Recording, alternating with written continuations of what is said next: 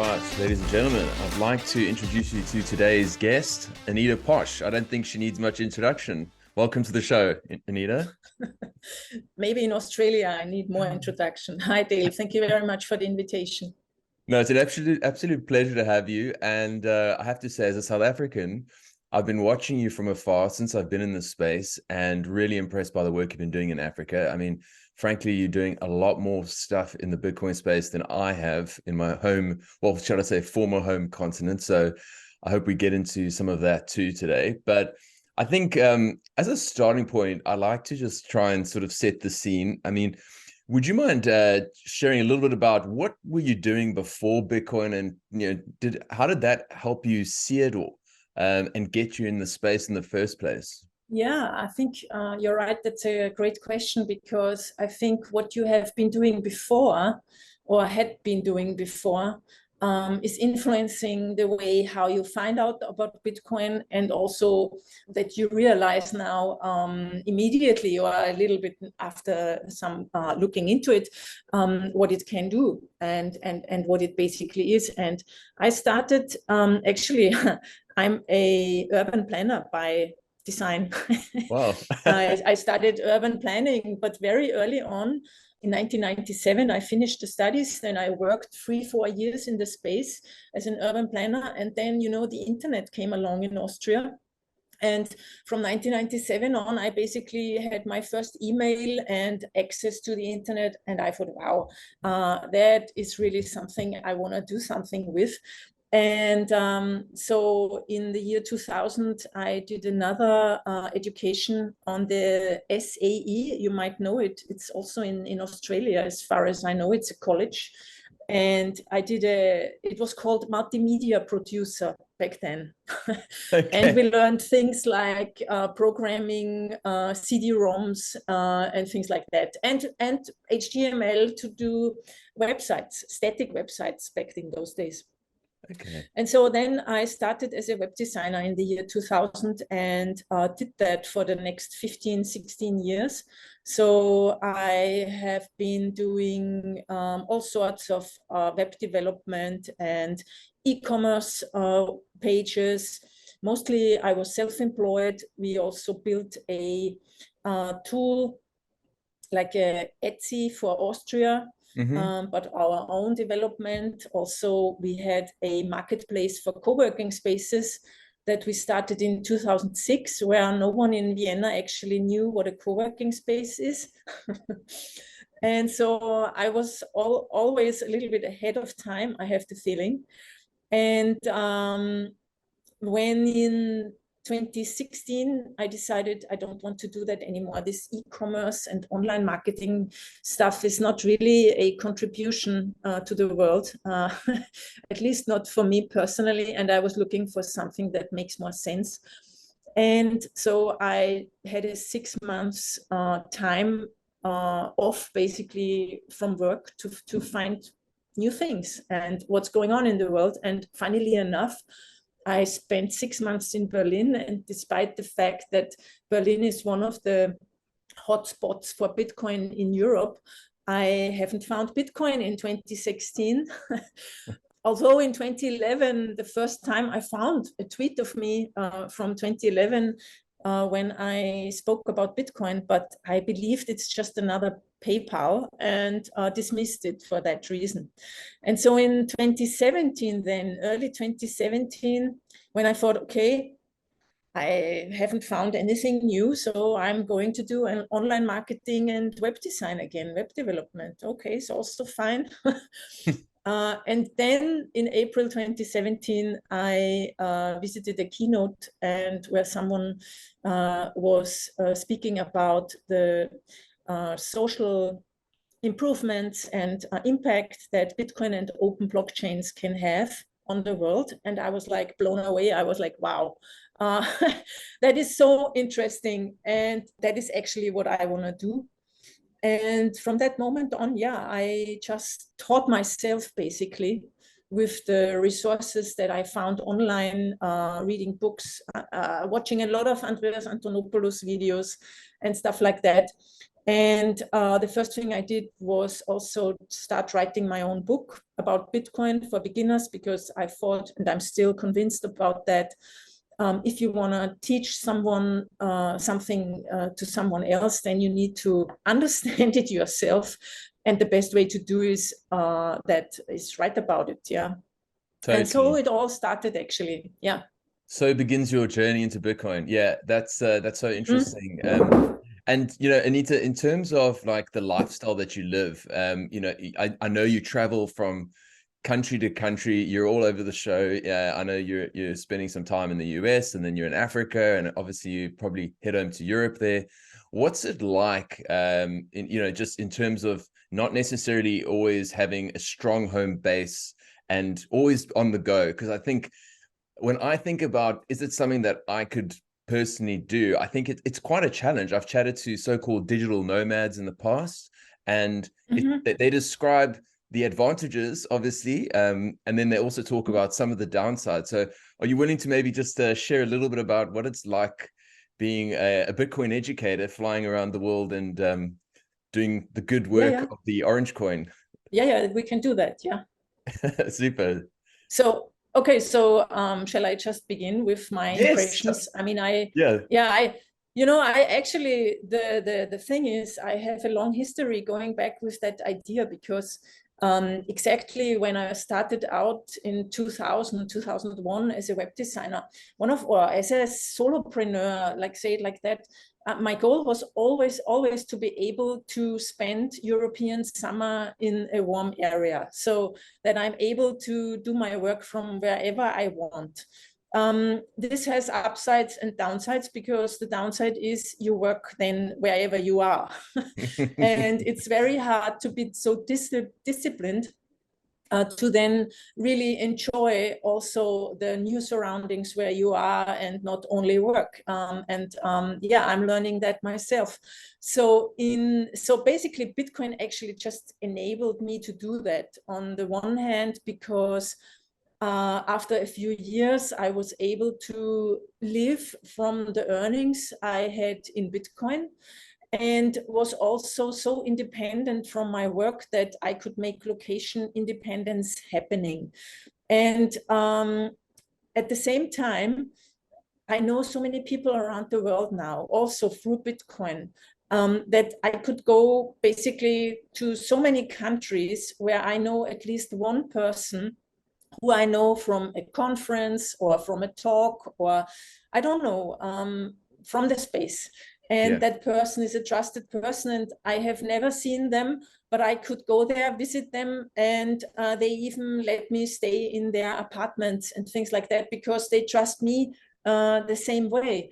And the third factor is, of course, like being location independent through the use of Bitcoin, which is also great, because of course, I can use my credit cards or Apple Pay here in the US, but I cannot do that in Zimbabwe, for instance. Yeah, so I stayed several months in Zimbabwe, and then I mean, if you can't access, you can access your bank account via online banking, but you can't use credit cards in Zimbabwe.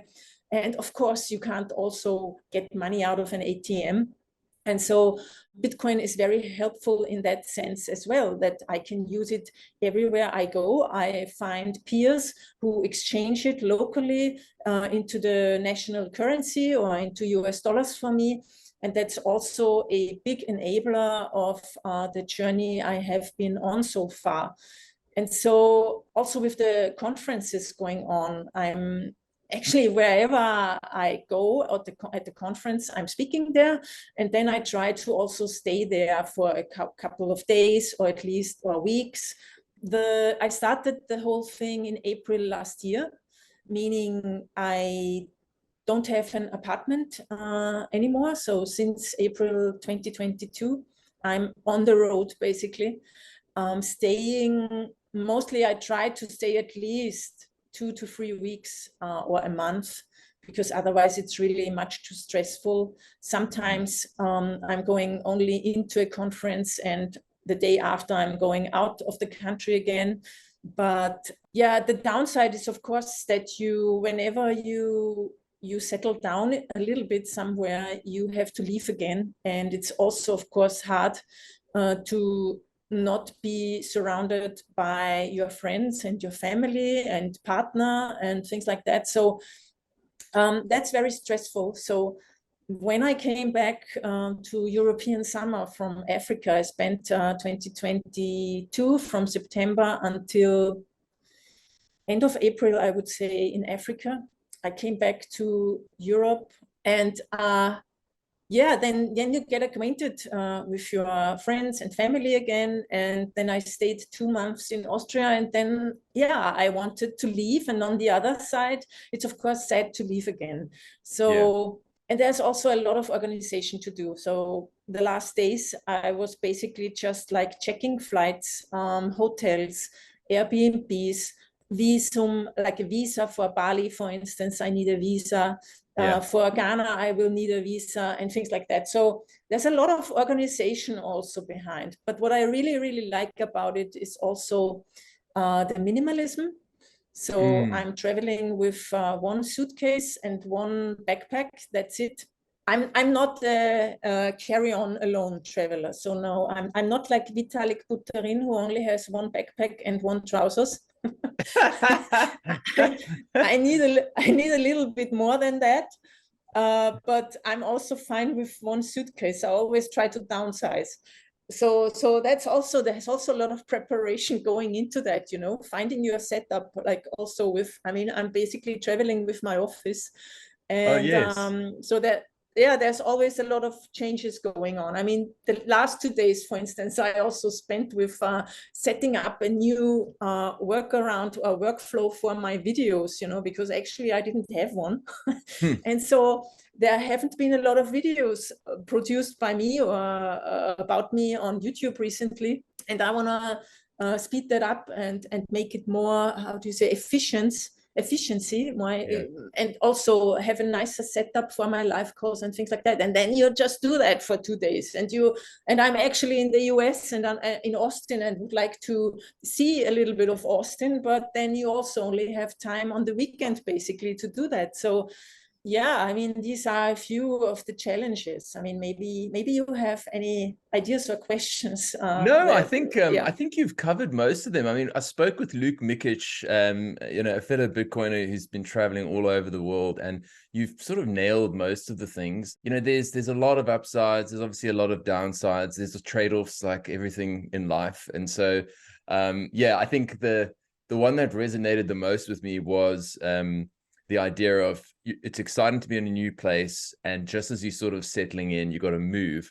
and then also having that discipline while you're there to actually do the work. Because one of my best friends, he's absolutely passionate about the African wilderness. They go to the Kruger Park and other sort of nature reserves, and that's where he'll post something online and says, "Here's my office," and I go, "Oh yeah, that's nice, but I know that you're probably sitting around at a water hole, half wishing you could just be watching animals, and it's not as fun. I'd rather be, in many ways, I'd rather be all there, Yeah, I know it's hard. When I was in Zimbabwe and Zambia, I always said I want to have at least a week going out on a safari or doing something like that, but we never made it. And so this time I have to do this. Absolutely. And it's also, I have to say, what's really exhausting in these countries is that the internet connections are so bad. Like in Zimbabwe, I had to stop producing my podcast because I couldn't do online videos or interviews like with you now. It's simply not possible.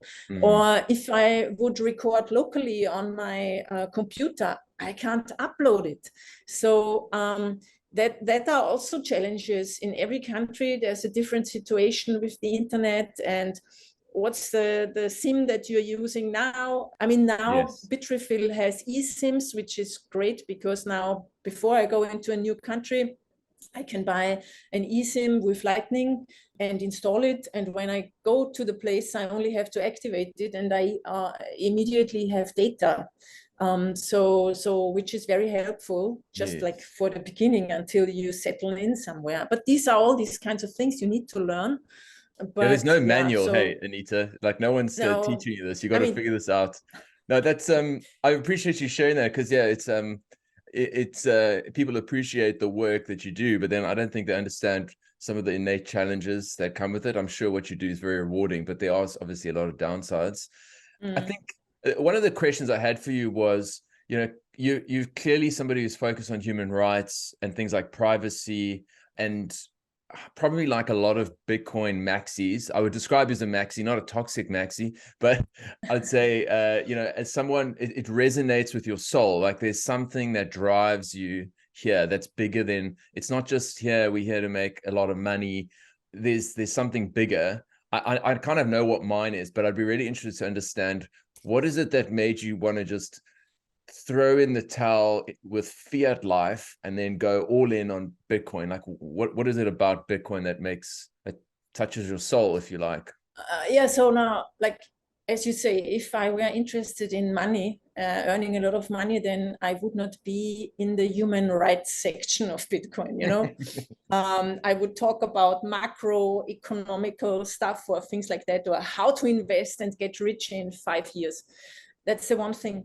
Yeah, why do I do that? Like, look, I was born lesbian and I am still. And the first 30 to 35 years of my life, even in Austria, there was no legal arrangement for me and a partner to have some sort of security. You know, I'm not about like marrying the classical marriage thing. That's not my thing. But like just have some security and some recognition, and not being basically deprived of rights just because I live a little bit differently, you know. I mean, in the end, I'm the same as everyone else.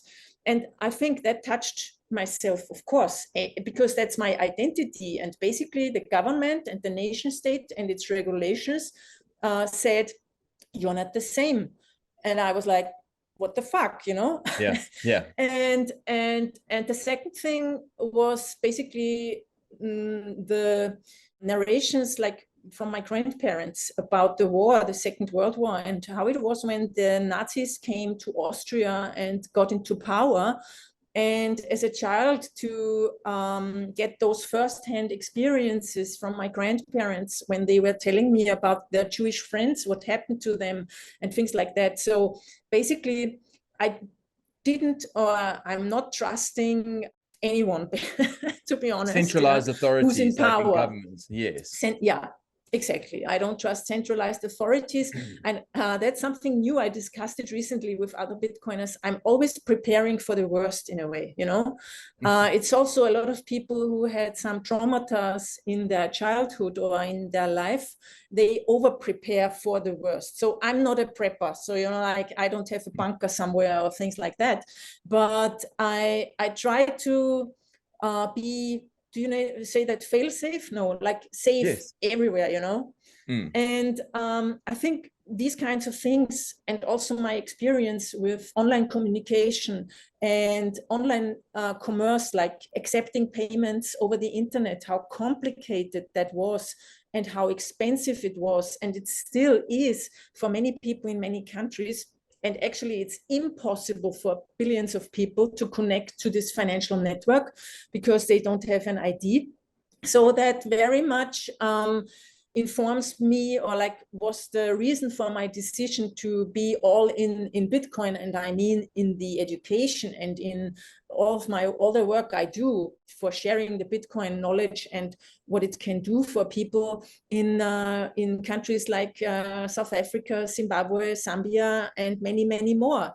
And so it has something to do with fairness, of course. And that's why my NPO is called Bitcoin for Fairness, because Bitcoin is the only tool, also Bitcoin is a tool for me that enables people to freely transact, even if the government doesn't want them to, for different reasons, or other reasons, like the country, the dictatorship, and the country is on the sanctions list of the US. Yeah, that mostly influences people's lives, not the dictators' lives. You know, they do what they want anyhow. So I think it's this sense of, yeah, the world is unfair. It is, but there's a thing that I can do about it. I can help or support at least, I don't know how many people with knowledge about Bitcoin and how they can achieve financial freedom by being able to send and receive money when they want it without anyone being able to interfere or censor their money or their access to money. Yes. So that's basically the reason. Yeah. Brilliant. Oh, there's so many different things there, because it's almost like there's parts of your actual identity that have driven you towards its space in terms of like, you know, your sexuality and all that jazz. It's funny because my best man is a lesbian. She's my best friend. She was the best man at my wedding. And you know, when she sort of came out to me, I was like, I felt really kind of felt kind of sad in some way, because I was like, I never have to say to my parents, hey, mom, dad, I like girls, you know, and to carry this weight on their shoulders. And I saw her and several of my other friends who went through a similar journey, that period of angst and like mental anguish. And some people it's shorter than others, but some you could even say just don't ever, if they haven't fully come out, then they sit with it forever. And it's just one of these things. And it's like, who the hell are governments to tell us what we can do in our private lives? So that kind of resonates with me on a really deep level. And yeah, I think when you speak about Bitcoin as sort of freedom technology first and foremost, I mean, that's something that I actually want to unpack here, because not many people, I guess, understand, you know, how challenging things are in Africa in many ways. You know, here we could talk about, I mean, you're in the States at the moment, people talk about the US dollar as a shitcoin. We can complain about the Aussie dollar as a shitcoin, it's going to zero. We still have access to capital markets around the world. We can still invest in S&P 500. If you're sitting in Africa, and, you know, I'll just take South Africa because I know it well, you're sitting there in the township and you've got South African rands, you know, what the hell can you do about that? Your money's debasing. You just see that things are becoming increasingly expensive. You don't have necessarily a bank account or a credit card or anything like that, all of these tools. And in that sense, Bitcoin is this technology that just enables frictionless, seamless transfers of money between people. I think what I always think about when it comes to Bitcoin and in Africa is the big question: how do we deal with volatility? Like, how do these people handle it? Because obviously, if you're pricing your life in fiat and the Bitcoin price is going up and down, like maybe now it's good if you had some sats, it's up whatever 6% over the last few weeks, but it could easily go down 20%. So yeah, how does one actually deal with that when you engage with people on the ground? Yeah, so the first thing is you need to tell them. Yes. So the expectation has to be, it will go down. I'm so sure of it. Yeah. And I mean, that's the reason why many people also use stable coins. We need to say it as it is, you know, like in Zimbabwe, for instance, of all the people who exchange US dollars to cryptocurrency, it's 80% who want USDT, so stablecoin, and only 20% want Bitcoin because they save it for the long term.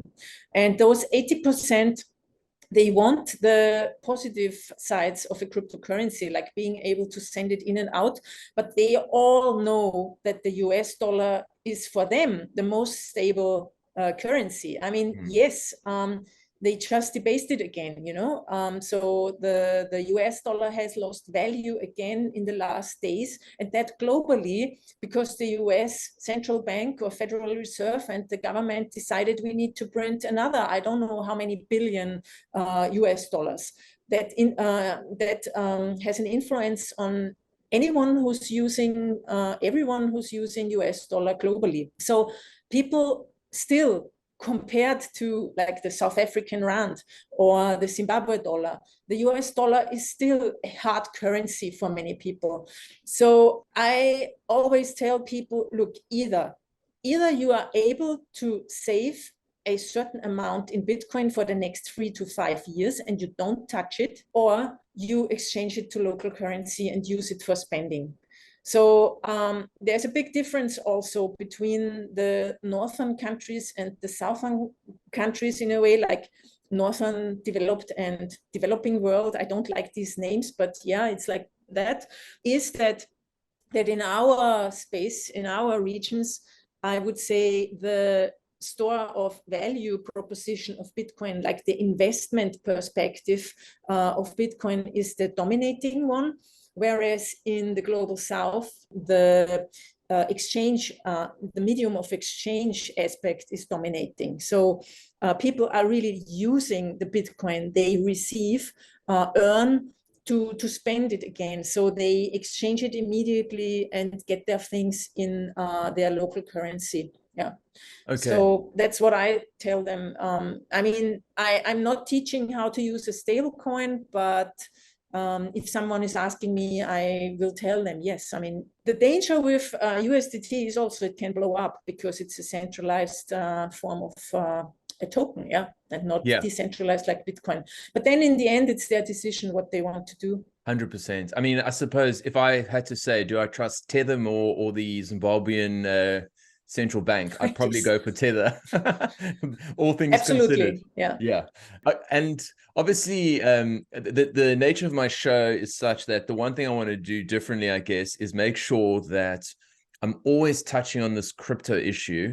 And I feel as if there are people in the world, crypto entrepreneurs, we can call them, who are trying their hardest to exploit, I guess, perhaps some of the ignorance in Africa around the distinction between crypto and Bitcoin. You know, I find Charles Hodgkinson of Cardano to be one of the most egregious. There's others who are funding universities. My old university, University of Cape Town, they had a partnership with Algorand, and I'm thinking, what the fuck is going on here? Like, can you maybe talk to us a little bit about sort of what you've seen on the ground in terms of being able to distinguish the two, and how do you describe it to ordinary people? Because I don't think that they're probably going to resonate with unregistered securities. No. Yeah, that's a good one. Yeah, and then what you not mentioned was WorldCoin, which is even worse, you know, when you have to scan your eyeballs for a little bit of money. And people do it often not out of ignorance, but because they don't know better and they don't have any idea and they need the money. So the $20 that you can get for scanning your eyeballs, people need that. That's almost for some, this is a monthly income almost, you know. And so I think that's the disgusting game of those currencies, is that they explicitly, especially go into these countries where people don't have a lot of education about that, and then they need money. So there are also not a lot of regulations on these, I would say, experiments. And therefore people fall for it. And I think it's really the worst of the worst. And how do I approach this? Well, what I've learned, it's sad, but it's the way it is. It's a little bit like 2017 in Austria when I started. Everyone was talking about blockchain. No one really knew what's meant with it, but they wanted to work in the blockchain space and not with Bitcoin. And the same is now true, like even 5 years later, it's still the way in many African countries, or let me say, where I visited and where I spoke to people. A lot of people are, the first thing what they want to do is trade, and trade in the sense of, I want to make money fast. But that's for the reasons I said before. They don't have money, and trading in a way is also sometimes a cultural thing, you know. So there are a lot of people, you speak to them, they are even peer-to-peer traders. So they exchange Bitcoin to US dollars or to the local currency, and they themselves don't hold Bitcoin. And I always say to them, why do you not do that? I mean, we met the first time in 2020. I told you, if you can save a little bit, do it. Now it's 2023 or end of 2022. I mean, okay, it has fallen in between, but it could have gone upwards too. And they still don't hold it. And then I just, you have to give up on a certain point. There are people you can reach and people you can't reach. And that's just the way it is. And what I say to them is, look, the difference between Bitcoin and all these other coins is that only Bitcoin is really decentralized. It has no founder, there's no company behind it. All the others have a founder or a foundation that is deciding where the software and the currency in that way is going in the future, like from the development side. And you have those things, you don't have those things in Bitcoin. And therefore, Bitcoin is also much more secure because Bitcoin is built to be here for the next couple of 100 years or maybe 1,000 years. I don't know. And the idea behind Bitcoin is not the Silicon Valley mantra of build fast and break things. It's exactly the opposite. And that is what you want to have with the money. You don't want to have developers experimenting with the code. And like I think Solana, the blockchain was stopped 2 times or 3 times, you know. Yes. Yeah. And I mean, that's not the innovation. The innovation is a decentralized cryptocurrency that can't be double spent, where you don't need human intervention, where everyone can agree on a set of predefined rules. And these rules can only be changed in consensus with everyone using the network. And I think there is no other cryptocurrency, at least that I know of, that fulfills all of those principles. And yeah, sometimes people still don't care because they still believe that if they use Bitcoin Cash, for instance, it's the cheaper Bitcoin. And they can have, like, there's also one belief that people say to me, yes, but this cryptocurrency is still smaller, so I can make higher gains. Yes, Yeah. but everything goes up and down with Bitcoin. So your gains will also not be that big for the risk you're taking. So yeah, if people don't trust me, don't believe me, they mostly need to get burned by themselves until they learn. That's a sad thing.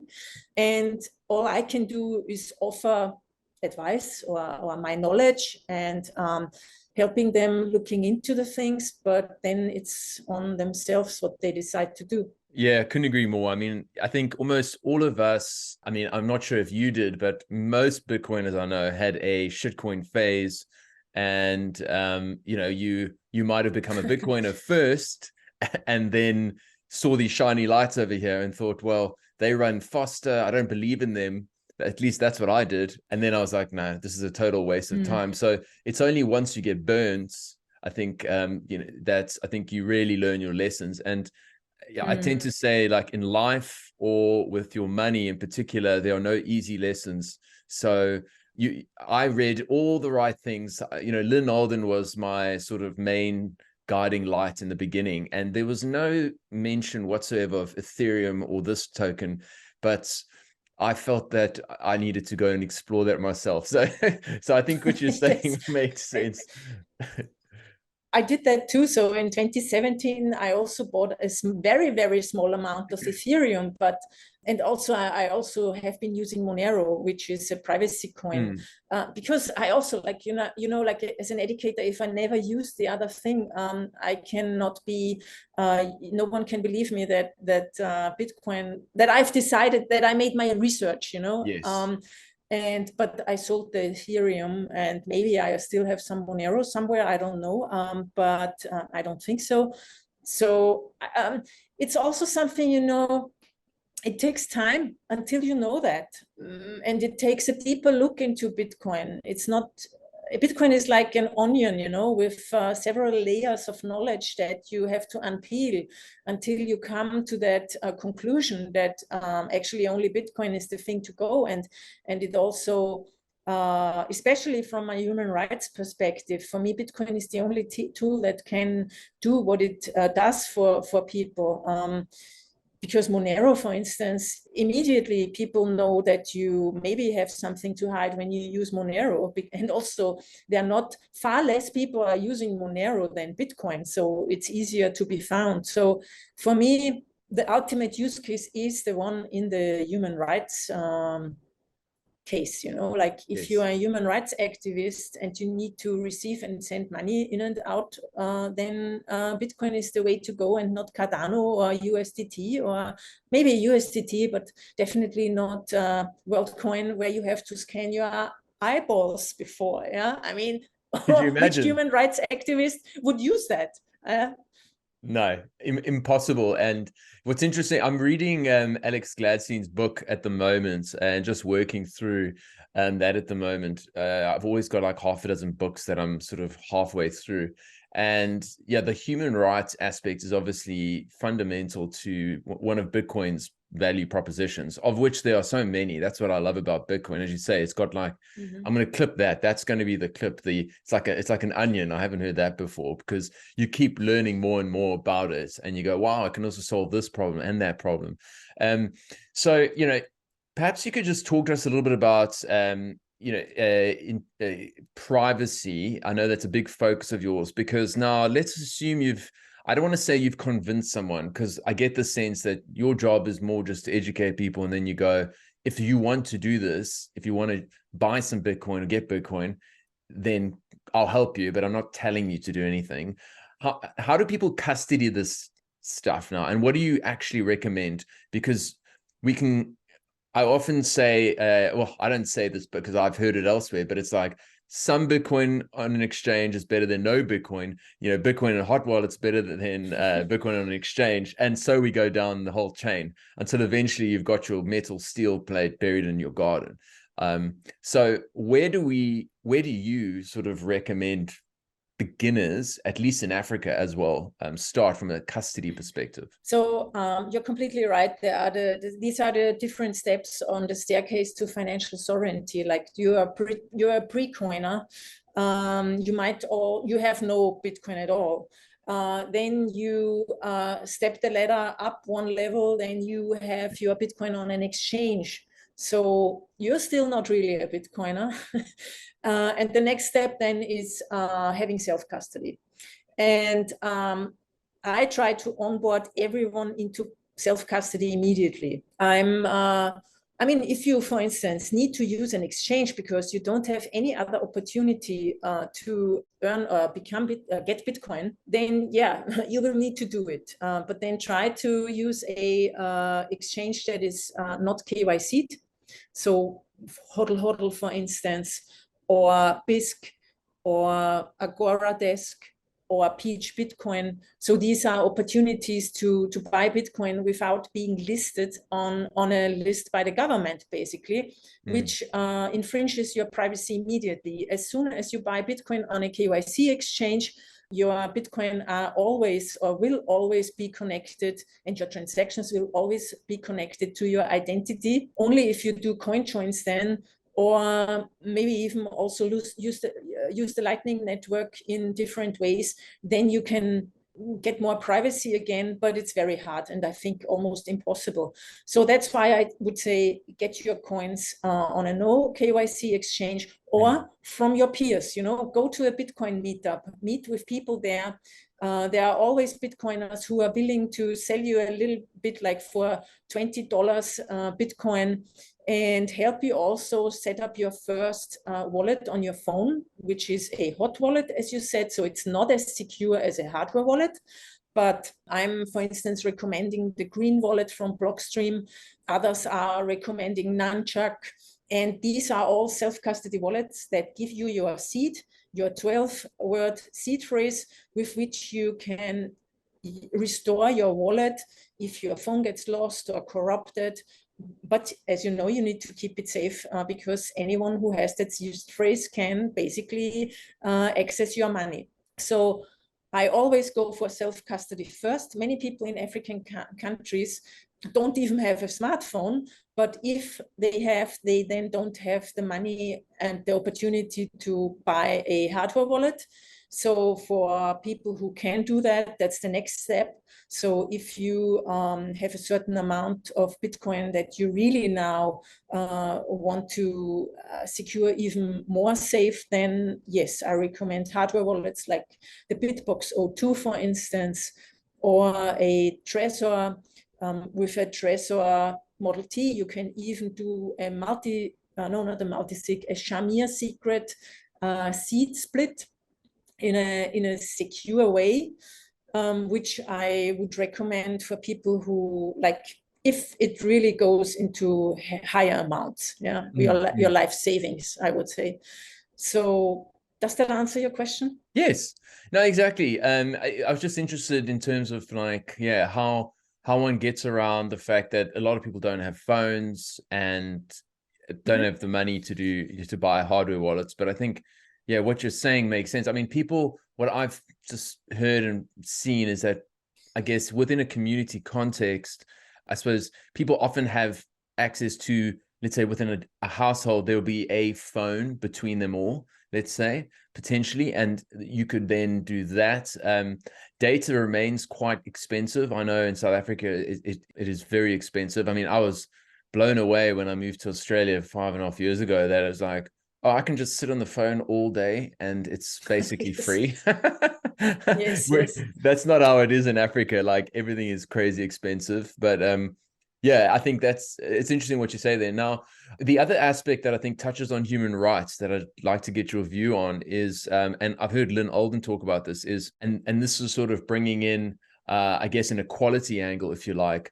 There are parts of the world where women have historically been unable to actually own property. If you think of places like Afghanistan, and I imagine that there also are parts of Africa that still have African customary law. Women can't inherit, they can't own property, but Bitcoin gives them that ability. Have you had any experiences around empowering women in order to effectively own their own money? Yeah, that's it. So yeah, sure.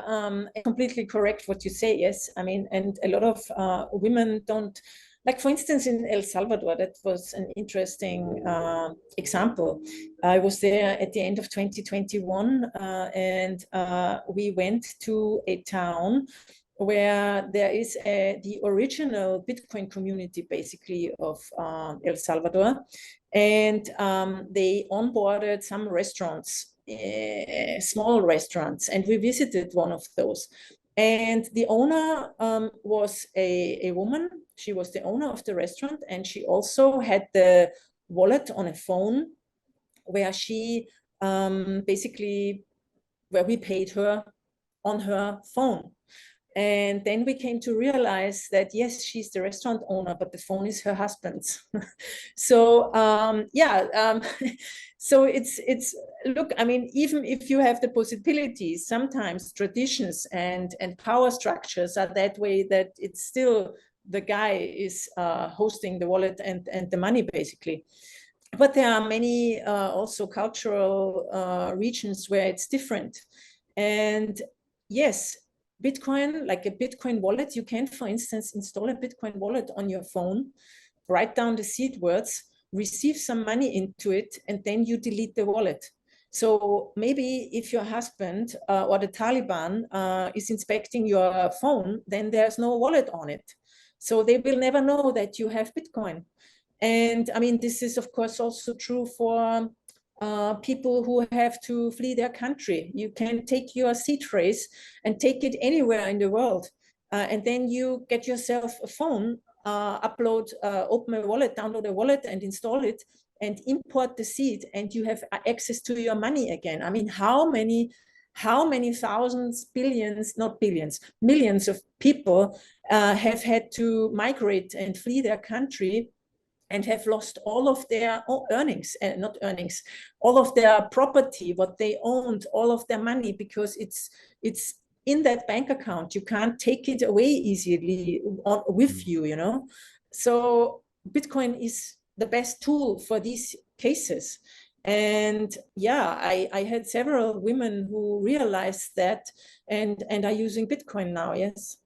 Okay, interesting.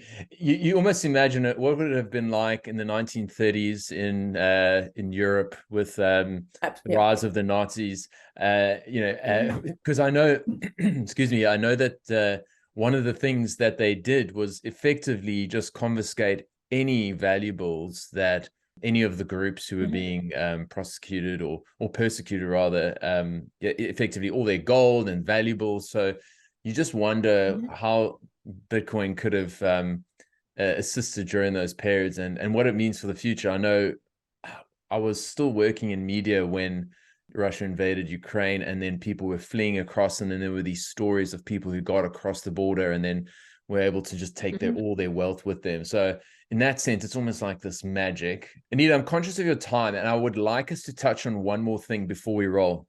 I think most people are relatively familiar with your nonprofit, Bitcoin for Fairness, and the work that you do from an educational perspective and the content you put out online. And I'll put links to all of that in the show notes. But you've recently launched something called Crack the Orange. And I've heard you talk about it on another show, but I'd love you to just share with my audience what the initiative is about and kind of what your goals are. Yeah, thank you. Yes, I will. Yeah, it has basically two sides. So the one side of the Crack the Orange program is that it's a scholarship program for aspiring Bitcoin educators and community leaders from the global south. So people who want to share Bitcoin knowledge in their respective communities are invited to apply for a scholarship, and then they can basically stay in the program for a year. The program is the Learn Bitcoin course. So you learn everything about Bitcoin you need to know. You learn how to set up a wallet. You learn how to work with hardware wallets, how to basically securely store Bitcoin and transact with Bitcoin, and also the Lightning Network, of course. And they can stay in that program for a year. We have monthly live calls where active members can ask questions in advance that I will answer in the live calls. And so that's the one side where I want to empower people from the global south to share Bitcoin knowledge, because what I have found is in Africa, for instance, there is not very much. There's minimal knowledge about Bitcoin, or people believe it's a total scam. So I think education is very, very important, and I want to scale my education with that online program too, you know, because it's a train the trainer, it's a program for educators. So each single one of them will be able to share their knowledge with maybe 5, 10, 50, 100 people, I don't know. But that's the way how I want to bring Bitcoin knowledge adoption to the world. And the other side is that also people who can afford to buy an online course or a membership in my program are able to join it, to enroll in the course. And at the same time, they support my work with it, because I'm totally independent. I'm not taking any sponsorships from companies or things like that. And so it's really great if people join the program, the community, participate. They can also basically get to know the people from the global south who are the educators who are doing the scholarship program and things like that. So yes, that's cracktheorange.com. Perfect. I love it. And because also, yeah, you spoke about the scalability aspect there. It's like, I recently had a conversation with Herman Verveer from Bitcoin Akasi, and what he was saying is that, you know, he's not the one going into the townships. He's not the one trying to orange ball people. He's got hand-selected coaches who understand Bitcoin and know how to speak to those types of folks rather than him. I think, you know, and with respect to you and me, if either of us try to walk into an average room in Africa, there's always initially a little bit of, dare I say, suspicion, like, what are you selling me kind of thing. And it's totally almost expected in many ways and understandable. Whereas if somebody local who speaks the language, is part of the culture, and can really speak to the people in terms that they understand, you might be able to just scale it, because there's only so many, you know, Anita Posches going around. Exactly. Yeah. And you know, the good thing is that two of the coaches, Lufando and the second one of Bitcoin Akasi, are in my program. So good. That's the great thing also. Yeah. And I met them because I was in Bitcoin Akasi in Mossel Bay in May 2022. Oh, fantastic. And I'm also planning to go there again in January. Yeah. So am I. I'm going to the Adopting Bitcoin conference in Cape Town. Cape Town is my hometown. Absolutely love it. And have you been before? Yeah, I've been several times, and there we go. I'm going to speak at the conference, so we will meet. Brilliant. Okay, I've also got a speaker slots, and apparently I'll be doing like a live broadcast of sorts. So I'm really looking forward to that.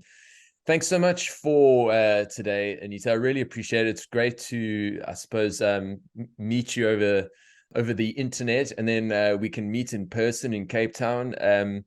Did you have any places you'd like to direct my audience to go, like your X handle or something like that? Yes, please call it Twitter. My ex handle would be the handle of my ex-partner. So no, yes. So that's Twitter, and I'm like my name, Anita Posch, in one word. And also, I'm also on Nostr, but that's not so easy to find. And yeah, the main thing, please, if you're interested, subscribe to my newsletter. It's a free weekly newsletter. You can find it at anita.link/news.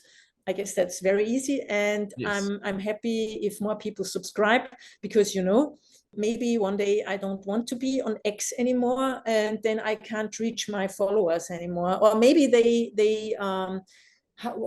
take down my profile. They did it with a friend of mine. He suddenly was banned from Twitter, and he doesn't even know why. And if that happens, I want to have the email addresses of my followers.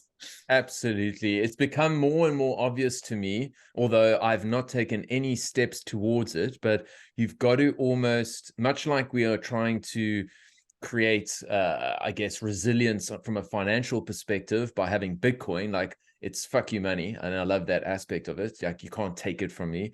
We need something like that in the media space, which is Nostr.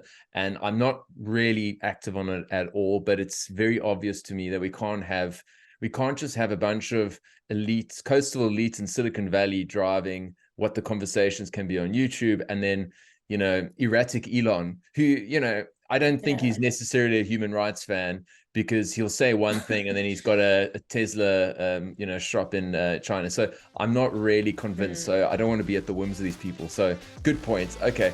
Super, Anita. It's been really wonderful meeting. And I look forward to catching up in person. Thank you very much. Yes, bye. Cheers then. Thanks for listening to today's episode. I hope you enjoyed the conversation and that you got some value out of it. Either way, hit me up on Twitter and let me know what you think. My handle is Dale21M. If you've got any suggestions as to people you think I should be talking to or topics I should address too, I would love that sort of feedback. Otherwise, if you want to support the show, there's a couple different ways you can do that. The first is just to share it amongst your friends and family. The more that people hear the message that Bitcoin and crypto are not the same thing, the better. And I want to help people understand that. The second thing you can do is give me a 5-star review on whichever podcast app you're using. Of course, that's only if I deserve it. And last but not least, if you want to stream sats my way via the Fountain app, I'm not going to say no, but it's not expected. Thank you so much for your support thus far. It means the world to me. I appreciate the hell out of you, and the best is yet to come. Much love, friends. I'll see you on the other side.